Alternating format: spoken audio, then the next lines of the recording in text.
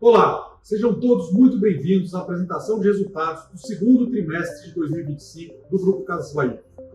Mais uma vez, o trimestre foi marcado por avanços importantes na execução do nosso plano de transformação.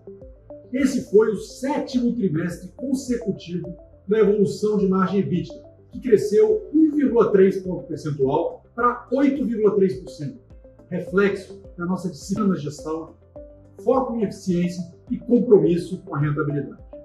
Crescemos em todos os canais, com um aumento de 7,6% no GMV total. As lojas físicas seguem resilientes, com avanço de 6% e ganho de 0,8 ponto percentual de market share, evoluindo nas principais categorias, com destaque para linha branca, informática e celulares.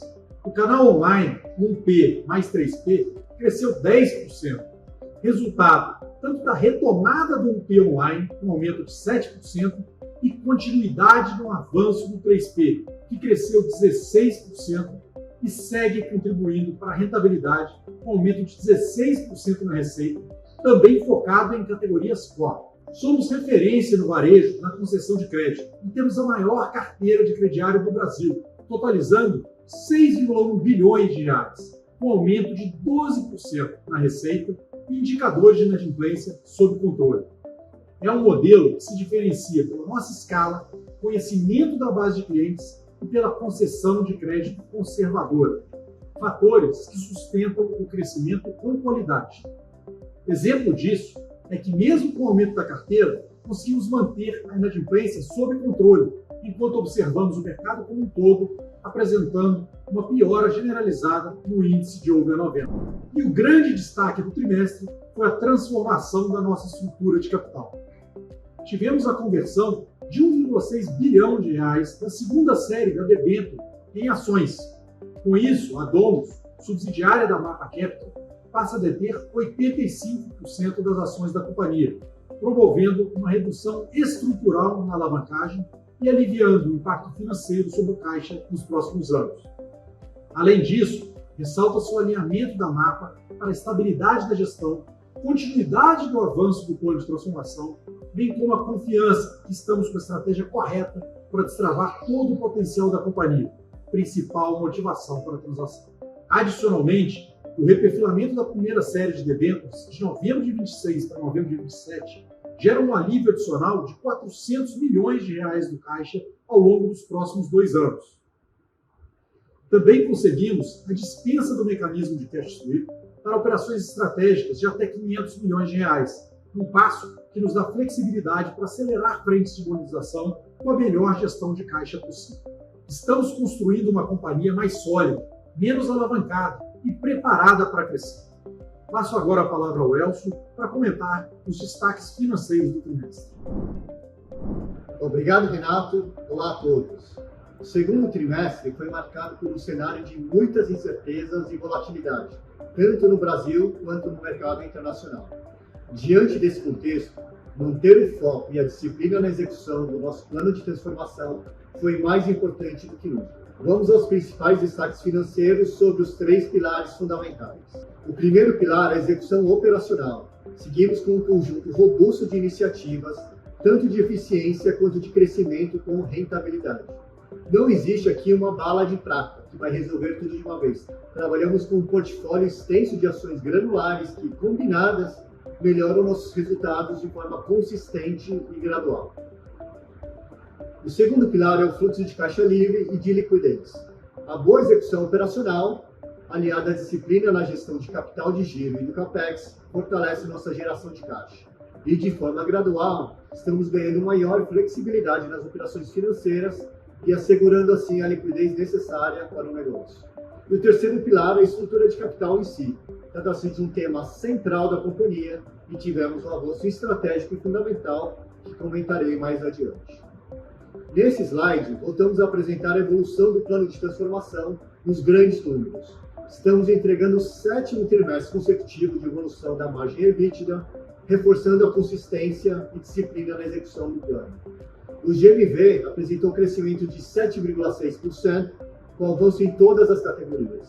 refletindo o nosso foco nas lojas físicas, onde crescemos 6,7% do conceito Same-Store Sales, além da retomada do 1P online e da continuidade da aceleração do 3P nas categorias Core.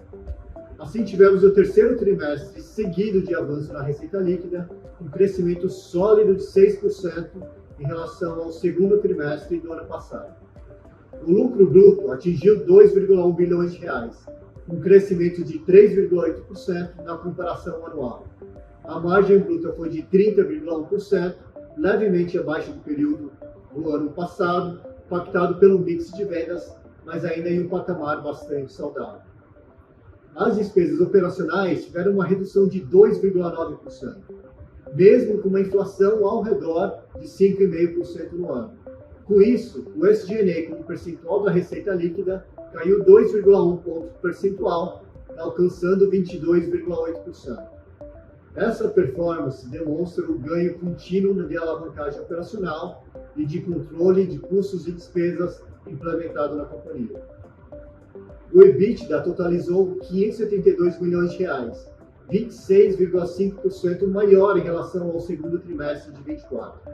A margem EBITDA atingiu 8,3%, com alta de 1,3 ponto percentual na comparação anual e 0,1 ponto percentual frente ao primeiro trimestre desse ano.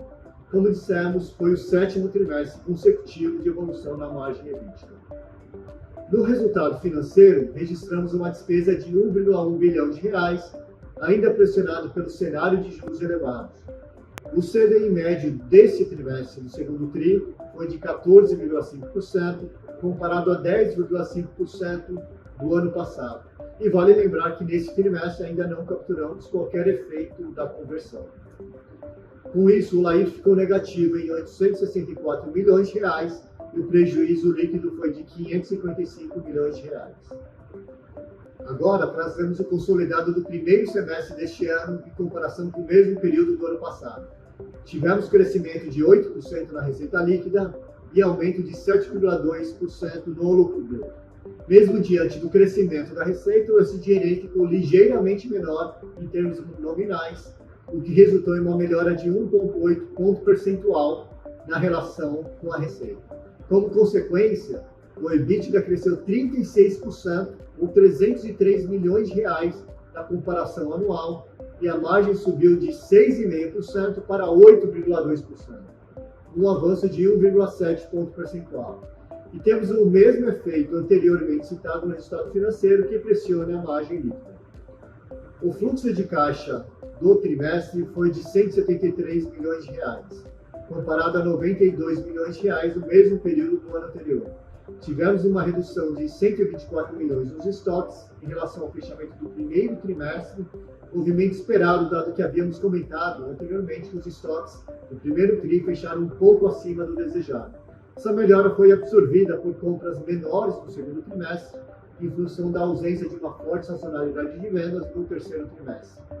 Quando olhamos o fluxo de caixa livre acumulado nos últimos 12 meses, observamos uma evolução contínua.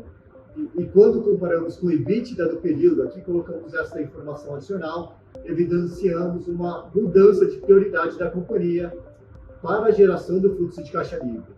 Assim, finalizamos o trimestre com uma liquidez de 3 bilhões de reais. Falando sobre a estrutura de capital, reforço o avanço estratégico e fundamental concretizado recentemente. O primeiro ponto relevante é o reperfilamento da Série 1, no qual os primeiros pagamentos de principal e juros foram postergados para novembro de 2027, garantindo mais de 2 anos de carência. Em relação ao cronograma original, isso representa uma preservação de caixa de aproximadamente 400 milhões de reais. Ainda mais relevante foi a conversão da Série 2 de debêntures no valor de 1,6 bilhão de reais em ações da companhia. Vale lembrar que, originalmente, essa opção só estaria disponível a ser exercida em outubro, em 6 janelas trimestrais. Conseguimos efetivar a conversão de 100% já em agosto, o que muda de forma significativa os nossos indicadores de alavancagem. Com isso, a dívida líquida foi reduzida em 40%, passando de 4 bilhões de reais para 2,5 bilhões de reais na prática. Na métrica de alavancagem sobre capital total, caímos de 72% para 44%, e na métrica de dívida líquida sobre EBITDA, de 1,8 vezes para 1,1 vezes dívida líquida sobre EBITDA.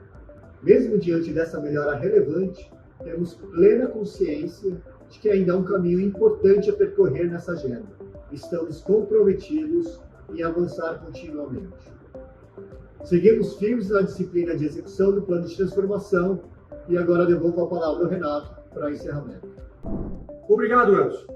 O segundo trimestre reforça que já avançamos muito e que a companhia de hoje é muito diferente daquela de 2 anos atrás. Construímos uma operação mais eficiente, sólida e preparada para competir. Ao mesmo tempo, temos plena consciência de que o cenário macroeconômico segue desafiador e que precisamos continuar evoluindo, tanto nas frentes de eficiência operacional, quanto nas alavancas estratégicas que fortalecem nossa estrutura de capital. Temos um plano bem traçado, entregas consistentes até aqui e uma equipe com capacidade comprovada de execução.